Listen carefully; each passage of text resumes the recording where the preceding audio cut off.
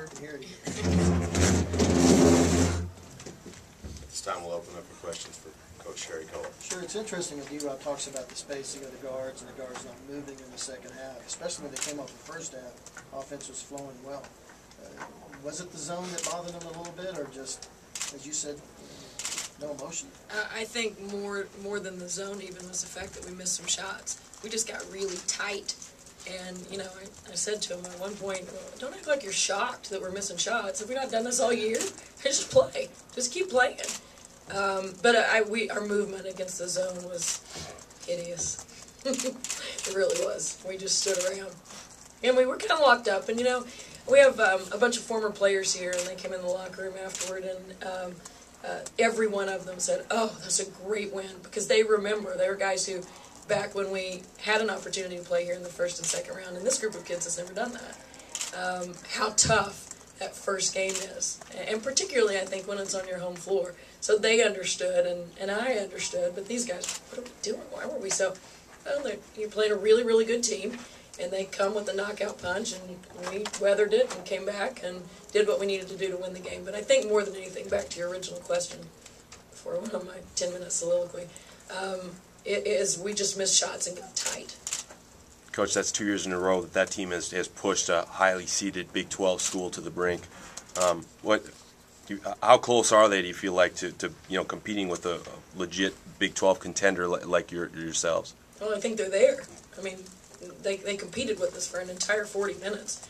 I think they have two things that win them basketball games regardless of what league they're playing in, regardless of what's at stake. One of those is they're all skilled, they can all shoot it. Anytime you put 5 guys on the floor who can shoot the basketball, you have a chance to win games. I don't care who you're playing against. And the second thing is they just play their tails off every single possession. That's a lethal combination regardless of your conference. We kind of saw that, I guess, against Kansas in the men's tournament. It's a team that is used to winning a lot, plays together very well, is very disciplined, and people look at it from the outside and say it's a Summit League, and they see this big disparity. But I guess what you're saying, this team, that kind of team, always has confidence and always has the discipline, is always dangerous. But absolutely, and I said going in that they're an unbelievably good 14 seed. Just if you haven't seen them play and you're not a basketball connoisseur, you look at the numbers, their RPI, their strength of schedule. I think they went for a stretch where they lost several games in a row, and you had to win in overtime in their conference tournament to get in.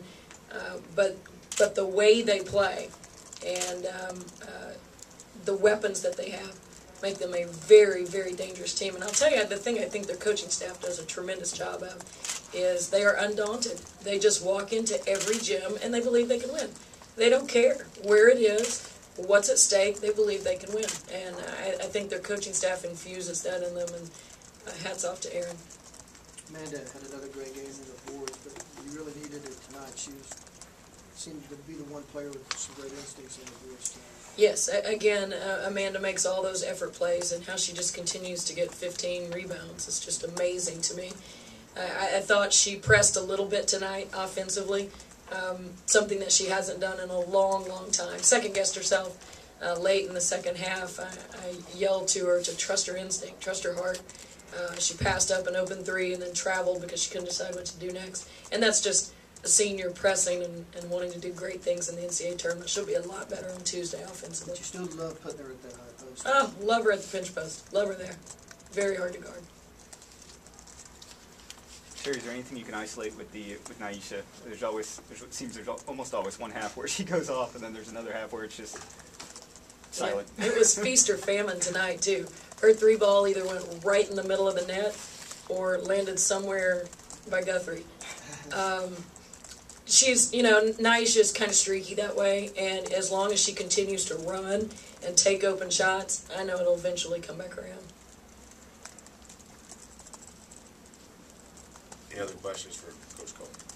Your inside scoring presence with Abby and Joanna tonight, it seems like they've been getting better and better, especially the last month of the year. I would agree. I thought offensively, Abby just set her jaw in the second half and said, I'm going to go score. I thought she had a great cadence about her game. They were bringing a lot of doubles, and she did a nice job of squeezing it to see, is the double coming, is it not? If it didn't, she turned and scored. If it did, she kicked it out. Just thought her rhythm was so much better in the second half. And then I thought Jo really, really helped us defensively. She's real disciplined and focuses real well, and so our game plan obviously was to not give up threes, but we didn't really think 31 was that great of a three-point shooter, and then she pops out and makes a three, and you're like, okay, now what do you do? But Jo did a nice job, particularly down the stretch, I thought, of really sprinting and closing out and taking away perimeter shots. Sure, can you talk about the boost that you guys, in the first half, Danielle, with the steals, transition baskets that you guys got? Does it just make your offense flow that much more It makes my smoothly, and heart when beat much more regularly. And when Yes. it's missing, is the second half what we end up seeing sometimes? Well, yeah, and I think Danielle, when she took that spill on the baseline, it sort of got her a little bit. She'll be fine, but I think it affected her. She wasn't moving nearly as fluidly in the second half, so she'll be fine. She'll be back on Tuesday, but I do think we missed that. We got next to none transition baskets in the second half. I haven't seen stats to know what that is, but it felt like we didn't get any. I know at one point we hadn't, and there were like 6 minutes left in the half. So some of that is not having defense that's leading to offense, and then some of that too is just not getting it off the glass and going and running lanes and checking them.